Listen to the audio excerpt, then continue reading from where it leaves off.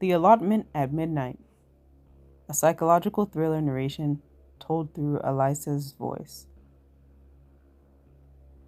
I never meant to become the kind of person who loved gardening. If you'd told me a couple of years earlier that I'd spend my weekends talking about compost, getting excited over tomatoes, and arguing with slugs, I'd have laughed at you. Back then, my life looked very different. I'd recently come out of a relationship that left me feeling exhausted. Not physically, just exhausted. The kind of tired that sits somewhere behind your eyes. The kind sleep doesn't really fix. I don't want to spend too much time talking about him because honestly, this story isn't really about that. It's about what happened after, and how I ended up somewhere I thought was helping me heal. I should probably warn you now, though. By the end of this story, you'll probably be wondering how I walked away from any of it, assuming I actually did. Because looking back, there were warning signs, small ones, the kind you only notice when it's already too late. Anyway, around that time, I started going to an AA support meetup with a friend. Not because I was struggling with alcohol, mostly because I hated being alone. You ever get lonely enough that silence starts feeling loud? That was me. I found myself saying yes to things I normally wouldn't. Coffee I didn't really want. Walks I almost canceled. Rooms full of strangers where nobody really knew what to say to each other. The AA place met in one of those church halls that somehow always smells faintly of old carpet and tea. Plastic chairs, cheap biscuits, a kettle that looked older than everybody in the room combined. I mostly kept to myself, listened more than I talked.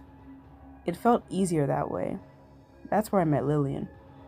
She was one of those people who somehow made conversations feel effortless. Older. Sharp sense of humor. Always carrying a flask. Always ready with an opinion. The first proper conversation we had wasn't memorable, which is funny now, because sometimes the moments that change your life don't feel important while they're happening. They just feel ordinary. You look tired, she said one evening. Cheers, I replied. She laughed. Didn't mean it like that. Then she stirred her tea and said, You look like someone who's forgotten what they enjoy. That stayed with me. Not because it was particularly deep, because it was true. I honestly couldn't remember the last thing I enjoyed doing. Then somehow gardening came up. I can't remember how. One minute we were talking about the weather. The next, she was telling me about tomatoes, foxes, and an ongoing war she was apparently fighting against pigeons. You should come see my allotment sometime, she said. I laughed. Me? Gardening? Why not? I almost didn't go. In fact, I nearly canceled twice. But that Saturday morning, I got on a bus and headed out there anyway.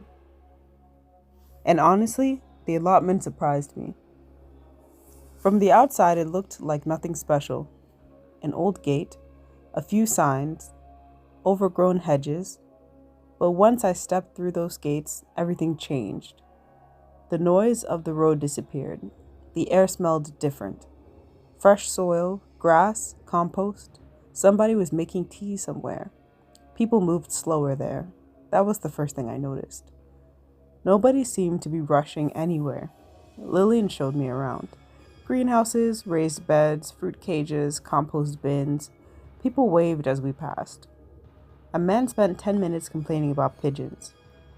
Someone handed Lillian rhubarb over a fence. Another gardener stopped us just to show off his onions. And somehow, I loved it. Not immediately, not dramatically, just quietly. The sort of feeling that sneaks up on you. I started going back every Saturday. Then some weekdays after work. Then whenever I had a free afternoon. Before long, the allotment had become part of my routine. Work, home, allotment, repeat. Honestly, I loved it. There's something satisfying about growing food, not buying it, growing it. Watching something appear because you put it there. The first tomato I ever grew probably wasn't even that good, but to me it tasted amazing because I'd grown it. That made it different. After a while, I started thinking about getting my own plot. Lillian encouraged it. Everybody did. The only problem was the waiting list. Apparently, everybody wanted an allotment these days. So I filled out the application, then waited and waited and waited some more. Months passed. I kept visiting, kept helping, kept learning. Then one Tuesday afternoon, my phone rang. The allotment committee. A plot had become available. I still remember sitting down when they told me. Not because it was a huge piece of news, just because it felt like the first genuinely good thing that had happened to me in a long time. That Saturday, I got the key. The plot was a mess. Overgrown, weedy. The shed looked like it had been held together by optimism. And I absolutely loved it. It was mine.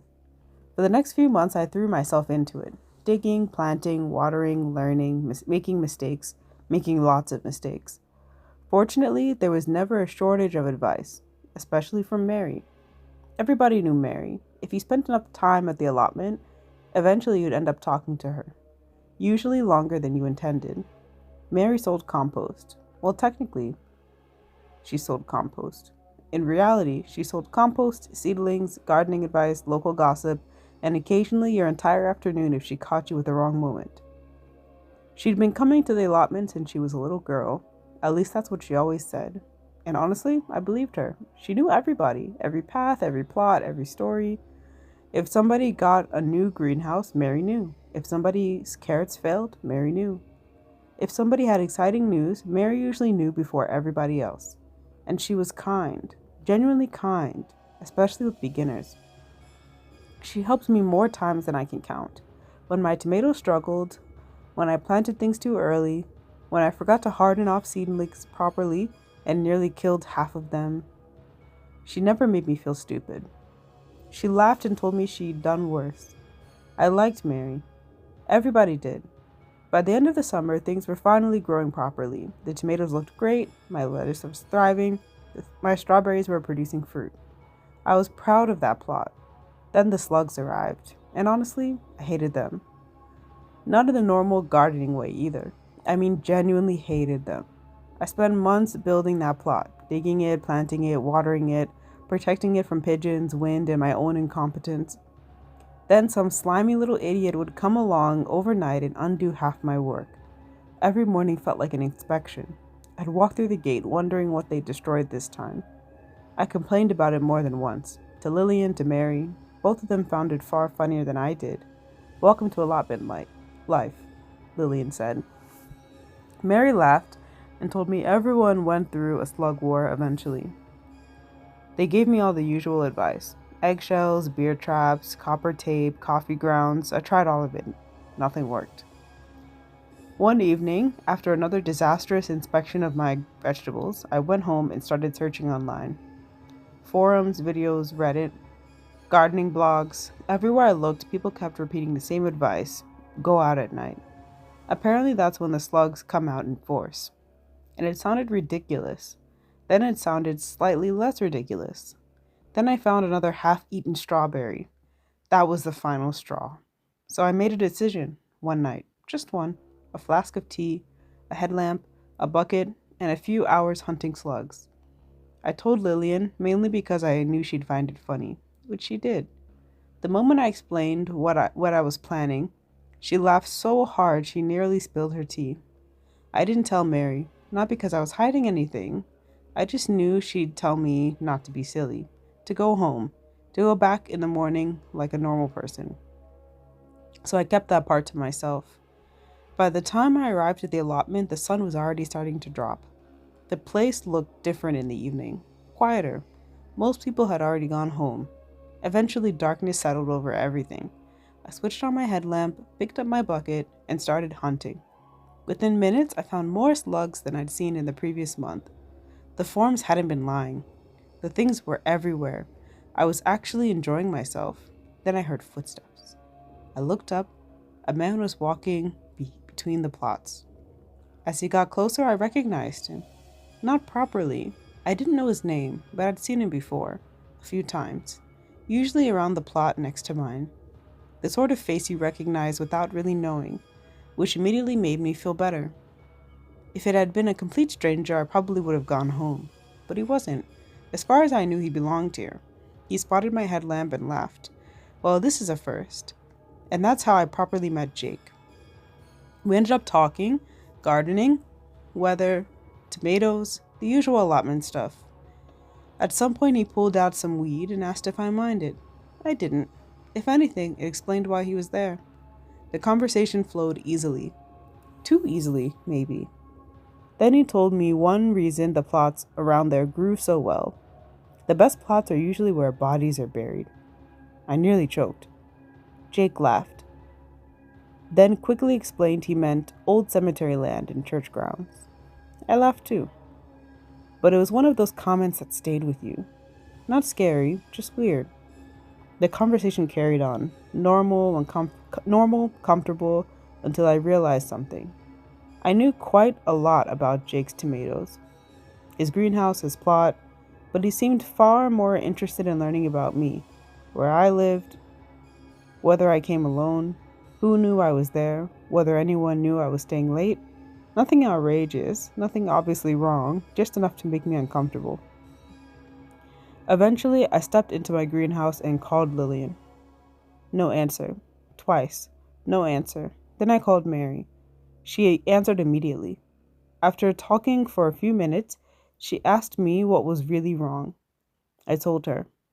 Not that Jake had done anything, because he hadn't. Just that I had a bad feeling. And that he'd asked who knew I was there. Mary went quiet, then said, "Stay where you are." When I protested, she ignored me. "I'm coming." About 20 minutes later, Mary arrived, and the relief I felt was immediate. The moment I saw her torch moving through the darkness, I felt ridiculous for calling. Suddenly, the whole evening seemed stupid. I dragged an elderly woman out after midnight because a gardener had asked a few questions and given me a bad feeling. When she finally reached my plot, she took one look at the bucket and shook her head. Honestly, what? Slugs. I laughed. The tension I'd been carrying all evening seemed to disappear. "You're never letting me forget this, are you?" "Absolutely not." For a few minutes we talked. I told her about the bucket. She told me I was insane. Everything felt normal again, safe. Then we headed towards the main gate. I was already thinking about my bed, a hot shower, and how tired I was going to be in the morning. Then Mary stopped walking. Not suddenly, just enough for me to notice. I nearly bumped into her. "What is it?" Mary didn't answer immediately. Her torch beam landed on the gate. I frowned. The gate had been shut, which wasn't surprising. The chain around it wasn't surprising either. The padlock was. Mary stepped closer, then closer again. What? There wasn't a padlock on this. I stared at her. There definitely is now. No. She shook her head. There shouldn't be. She grabbed the chain and rattled it. The gate didn't move. For the first time since she'd arrived, she looked genuinely confused. That's not right. I walked over beside her. The padlock looked new, much newer than the chain, much newer than the gate. Maybe the committee started locking it? When? I don't know. Mary ran the torch over it again, then sighed. Brilliant. What now? We get something to break it. A hammer? A hammer will do. I looked back at the gate, then at Mary. For the first time that evening, I wasn't the only one feeling uneasy. Mary looked annoyed, confused, and just a little concerned, which didn't help me, not one bit. Where are we going? Old storage shed. Will there definitely be something there? There should be. Should be. Not exactly reassuring. Still, it wasn't like we had many options. So we turned around and headed deeper into the allotment. The further we walked, the quieter everything seemed. No conversations, no traffic, no distant sounds from the road. Just our footsteps. the beam from Mary's torch, and the occasional rustle from somewhere in the darkness. I remember gripping the handle of the bucket a little tighter, which was ridiculous. A bucket full of slugs wasn't exactly a weapon. Eventually, the shed appeared ahead, an old building sitting by itself near the edge of the site. I'd seen it before during the day, never paid much attention to it. Mary walked straight to the door. Please tell me this one's unlocked. She tried the handle. The door opened. Thank God. I let out a breath I didn't realize I'd been holding. Mary stepped inside first. The interior was pitch black. I waited near the doorway, then heard her moving around. A moment later came the scrape of a match. The flame flickered. Then a kerosene lamp came to life. Soft orange light spread through the room. The shadows pulled back. Old tools, shelves, boxes, a workbench. Nothing unusual. I stepped inside, still carrying my bucket, still thinking about getting home, still convinced I'm overreacting. The lamp cast a warm orange glow across the shed. Dust floated through the light. For a second, everything looked completely ordinary. Then I turned around, and I saw Jake already sitting there. My heart didn't start racing immediately. At first, I was just confused, completely confused. Jake sat near the back wall in a wooden chair, not talking, not moving, just watching. The same way somebody might sit waiting for a friend to arrive. For a moment, my brain tried to find a reasonable explanation. Maybe he'd come looking for tools, maybe he'd been sheltering from the cold, maybe.